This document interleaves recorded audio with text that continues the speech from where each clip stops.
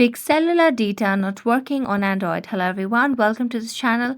I'm Emily and I'm here to help you out today. So without any delay, let's get started. Now first of all, what you need to simply do is make sure that you have toggle off the Wi-Fi connection over here and toggled on your mobile data. Next, make sure that you have not turned on the airplane mode, and if your cellular data is still not working, you can just tap on the airplane mode for a few seconds and then toggle it off back and then tap on the mobile data once again. Next, what you can do is simply tap on the settings application of your device, and all you have to do is tap on about phone.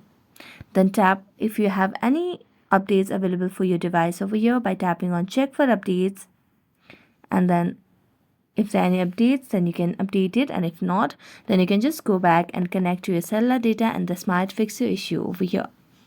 If this does not fix the issue again, tap on the power button and then tap on reboot and restart the device, and this might definitely solve the issue. So thank you so much for watching this video. See you next time.